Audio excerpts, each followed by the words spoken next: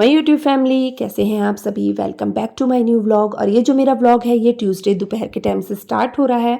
तो बस यहाँ मैं कर रही हूँ लंच की तैयारी। तो आज लंच में मैं बनाने वाली हूँ कुमड़े की सब्जी और साथ में बनाऊँगी अरहर दाल, चावल और आलू जीरे वाले।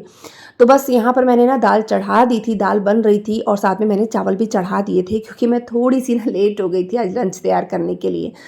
तो उसका कारण ये था कि मैं ना सुबह के टाइम में एडिटिंग वगैरह करना, जो भी मेरा काम होता है, वॉइस ओवर करना, ये सब मैं मॉर्निंग में करती हूँ, वॉइस ओवर करने का काम। तो कल जो वीडियो थी उसका वॉइस ओवर करते करते मुझे ये टाइम हो गया था। तो फिर जल्दी जल्दी मैंने खाना चढ़ाया क्योंकि दाल चावल ही बनाने थे। मैंने सोचा वो तो बन ही जाएंगे, 10-15 मिनट में खाना बन जाता है। तो बस इस वजह से थोड़ा सा लेट लगी हूँ आज। और ये देखिए कुमड़ा मैंने कट कर लिया था, खाना भी मैंने आधा चढ़ा ही दिया था, आलू भी कट करके रख लिए थे। तो बस यहाँ कुमड़े को तड़का लगा रही हूँ। तो इसे मैं एकदम सिंपल तड़का लगाऊंगी और इसे मैं कढ़ाई में बनाऊंगी। तो तेल ले लिया है, कुमड़े में थोड़ी सी मिर्ची कट करके डाल दी थी और टमाटर कट करके डाल दिया था। बस थोड़े से तेल में इसे डाल दिया है, नमक मिर्च हल्दी गरम मसाला डाल दिया और बस ये ढककर पका लूँगी और ये तैयार हो गया। और इसके साथ ही ना मैंने थोड़े से जीरे वाले आलू भी बना लिए थे। तो हमारे घर में ना अरहर दाल चावल के साथ में ना जीरे वाले आलू जो है ना सभी बहुत ज़्यादा पसंद करते हैं। और साथ में पापड़ भून लिए थे थोड़े से, और दाल में मैंने इमली डाली थी पर फिर भी साथ में सब नींबू जो है ना वो लेते हैं, तो नींबू भी कट कर लिया था। और डैडी जी जो हैं वो अकेले ही ना कुमड़े की सब्ज़ी खाते हैं हमारे घर में, और कुमड़े की सब्ज़ी कोई नहीं खाता। मैं सिर्फ डैडी के लिए ही बना कर देती हूँ कुमड़े की सब्ज़ी। तो बस ये देखिए खाना वगैरह मैंने पूरा तैयार कर लिया था, दाल चावल और आलू की सब्ज़ी और कुमड़े की सब्ज़ी खाने में थी। तो बस खाना वगैरह सब बनने के बाद मैं साथ के साथ डालकर भी दे दूँगी सबको खाना। और सभी मतलब हमारे घर में ना गरम गरम ही खाना पसंद करते हैं, खासकर डैडी जी और मेरे हस्बैंड एकदम गरम गरम खाना मैं उनको देती हूँ।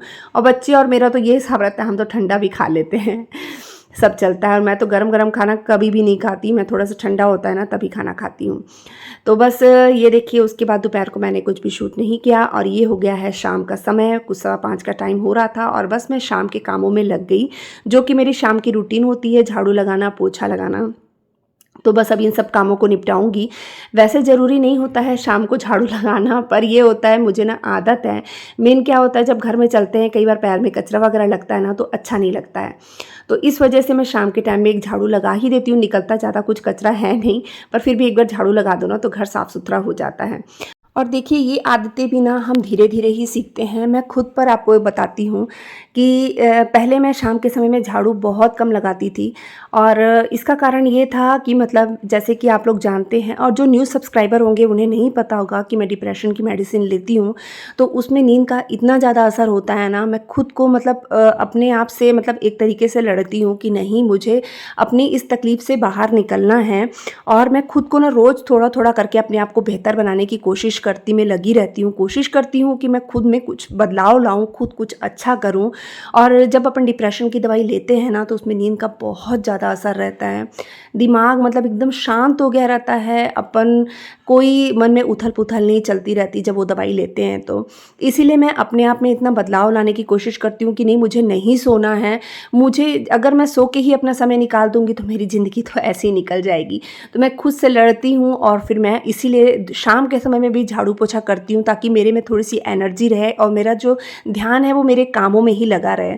तो देखिए धीरे धीरे ही हम सीखते हैं और खुद में बदलाव करते हैं। मेरे जैसी बहुत सी लेडीज़ होंगी जिनको ये प्रॉब्लम होएगी। तो अपन को क्या एकदम सोचना नहीं है, हार नहीं माननी है, हमें अपनी मुसीबतों से खुद ही लड़कर उनसे बाहर निकलना है। तो इस वजह से ना मैं अपने आप को अपने घर के कामों में बिज़ी रखती हूँ और अपने आप को खुश रखने की कोशिश करती हूँ अपने घर के कामों में। तो बस देखिए उधर मैंने झाड़ू पोछा शाम का लगा लिया था।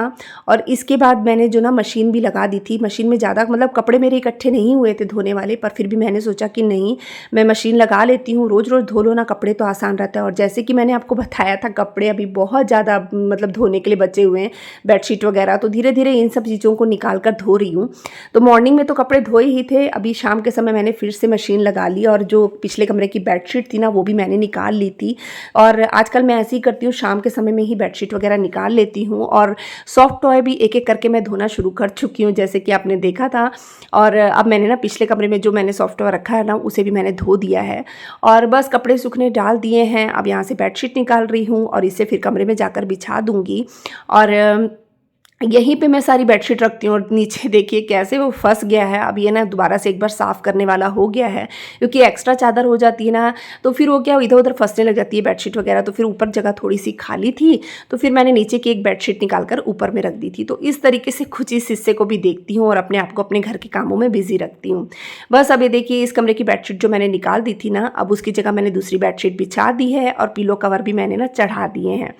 और ये देखिए इतना सारा जो ढेर दिख रहा है ना, ये प्रेस कपड़ों का ढेर है। इसे भी ना अलमारी में मुझे लगाना है इनकी जगह पर। कुछ तो मैंने प्रेस किए हुए थे पहले और कुछ मेरे हस्बैंड बाहर से प्रेस करवा के लेकर आए थे। तो बस अब इन कपड़ों को ही मुझे अलमारी में लगाना था। और इस बीच में आ गए थे मेरे हस्बैंड, भी घर आ चुके थे। 6:30 पौने 7 का टाइम हो रहा था शाम का। तो बस अब यहाँ पे मैं अपना काम करूँगी, इसके बाद बाकी जो काम है ना उन्हें भी निपटाऊँगी।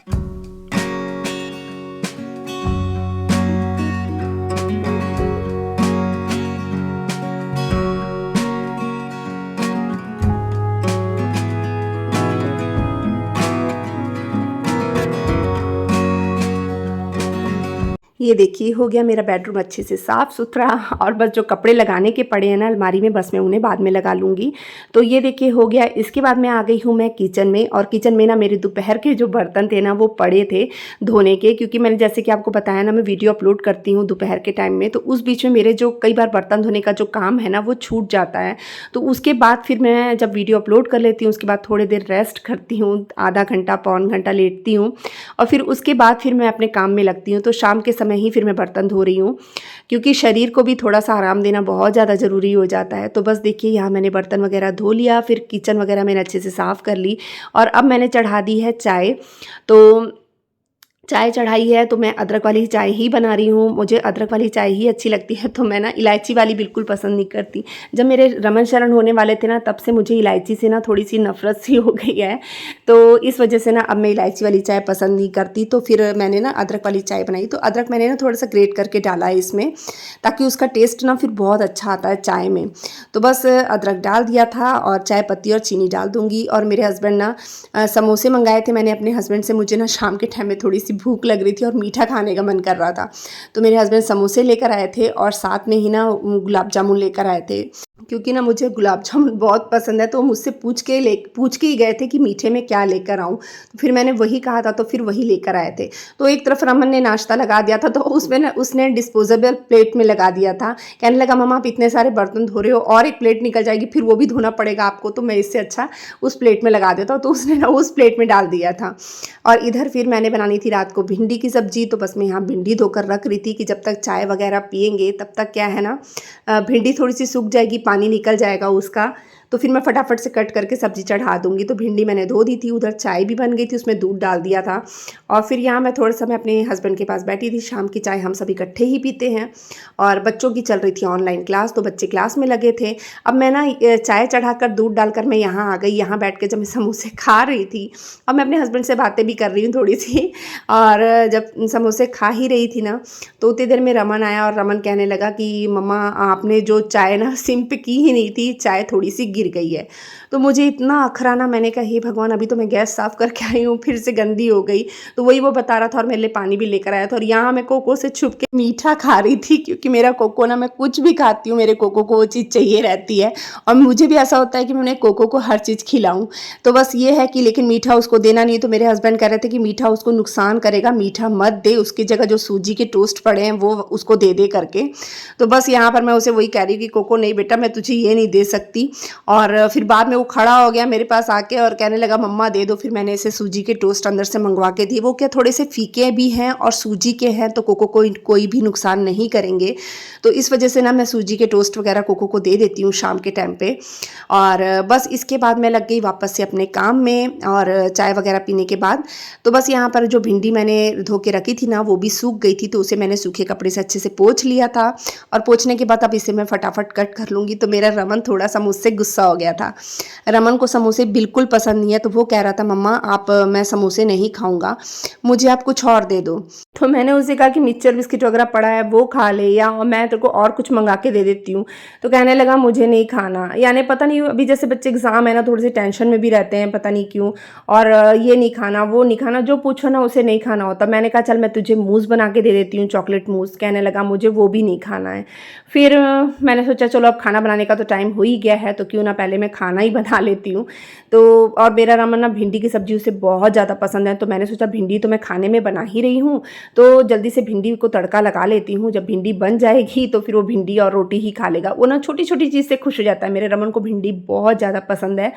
तो जब उसे पता चला मम्मा आप भिंडी बना रहे हो, तो कहने लगा चलो ठीक है, फिर जल्दी से भिंडी की सब्जी ही बना लो, तो मैं वही खा लूँगा। तो बस मैं यहाँ पे भिंडी को ही तड़का लगा रही थी। और ऐसा होता है ना, वो भिंडी आप किसी भी तरीके से बना लो, सूखी बना लो, मसाला भर के बना लो, या फिर इस तरह की बना लो काट के, वो हर तरह की भिंडी पसंद करता है। और चलो अच्छा भी है, भिंडी की सब्जी तो खानी भी चाहिए, हरी सब्जियां तो वैसे भी खानी चाहिए। तो बस यहाँ पर मैं फटाफट तड़का लगा लिया है मैंने भिंडी को। और कहने लगा मम्मा मुझे ना, इतनी देर में ही वो कहने लगा कि मम्मा एक काम करो, आप मुझे चाय दे दो और साथ में बिस्किट दे दो। तो बस यहाँ पे मैंने उसके चाय गर्म करी, और थोड़ी सी जो चाय थी ना वो काउंटर टॉप पे भी गिर गई थी, तो मैंने फटाफट उसे साफ़ कर दिया उसी टाइम। और ये देखिए इतनी देर में भिंडी की जो सब्जी थी ये भी बनकर तैयार हो गई थी। और सब्जी बनते ही मैंने तुरंत मतलब ना आटा भी गूंद लिया था। और आटा भी ना साथ के साथ ही गूंदती हूँ, जैसे रात को थोड़ा सा गूंद लिए। हाँ ऐसा होता है कि 2-4 पराठे का सुबह के लिए आटा बच जाए तो चल जाता है। जैसे कई बार बच्चे रात को कहते भूख लगी तो चलो बना के दे दो, ऐसा मतलब ये नहीं कि बहुत सारा भर के रख लिया, ऐसा नहीं करती हूँ। थोड़ा सा बच जाए तो उतना ठीक रहता। तो बस मैंने यहाँ पे आटा भी गूंद लिया था, 10 मिनट का रेस्ट दे दिया आटे को। अब दोबारा से इसे मलकर मैं फटाफट फुलके भी सेक लूँगी।